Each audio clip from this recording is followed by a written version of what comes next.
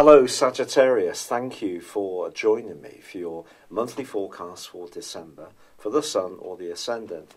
Now something's going to happen this month that hasn't happened for 12 years, and that is your ruling planet Jupiter is going to galvanise the energy of Mercury in the run-up to Christmas.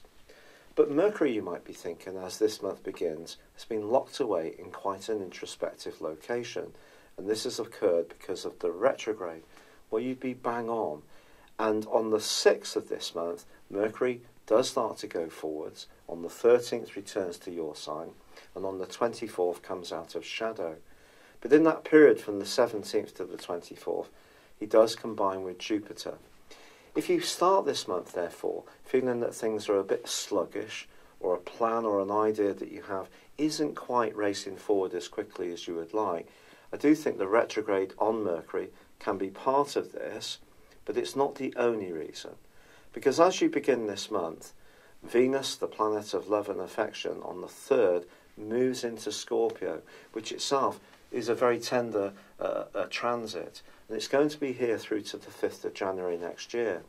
It suggests you could become pretty sentimental about people from your past this Christmas time, especially if you haven't seen someone for some while, or there's been some kind of drifting apart.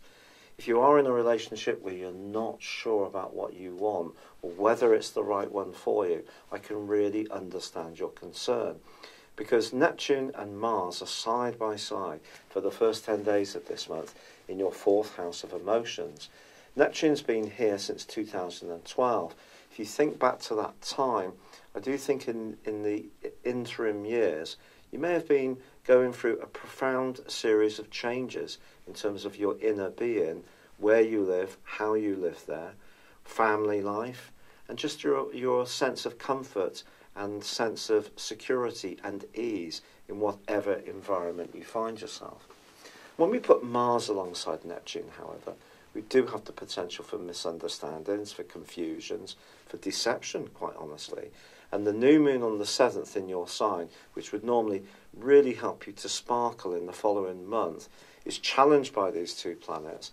And this can also see you not quite as motivated and gaining as much momentum as you perhaps would like in terms of embracing the Christmas celebrations or preparing for next year. But once Mercury goes alongside Jupiter, I think you're going to start to feel a revival within you. It is true that the Sun is going to be moving on the 22nd, and there is a full moon on the same day in Cancer. And this is all about resources for you. Obviously, this is a very expensive time of the year, and if things are a little bit tighter on the fiscal front, you could feel a bit disappointed, and it would be easy to look at how other people seem to be doing.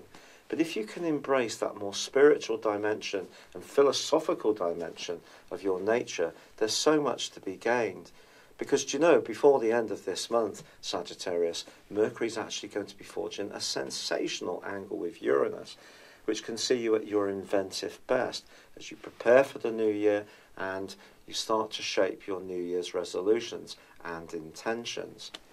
However, it is also true to say that Mars moves as this year comes to a close and prepares to move into your sister fire sign of Aries, of which it rules.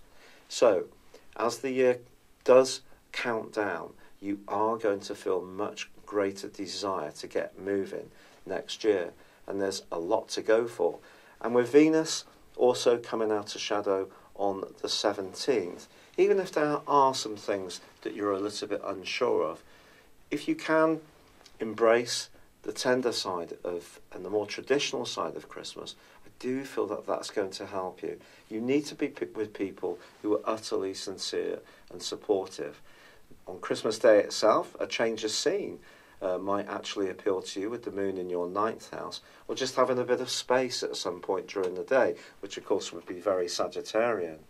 But in general, as the Sun moves into Capricorn, of course it's going to start to travel towards both Saturn and also Pluto.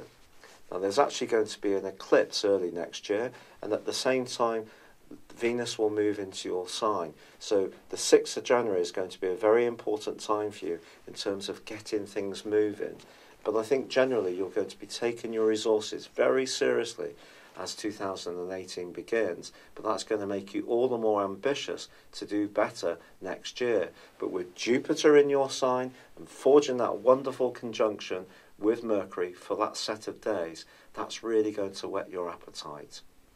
If you'd like to discover your personal identity as far as your time, date and place of birth, order one of my 12-month personal horoscope forecasts below for 2019. It doesn't matter when you order, you will still get 12 months. But for now, I'd like to thank you for joining me. I'd like it if you would like or comment or subscribe to this video if you've yet to do so. But for now, wishing you a very happy Christmas and goodbye. Hello, thank you so much for watching my video. I'd love you to join me at my Horoscope Ace app. You can find this at www.horoscope-ace.com. You can use it through Android, iOS, Apple or Facebook. Check out your ascendant or your moon sign or download your free birth chart.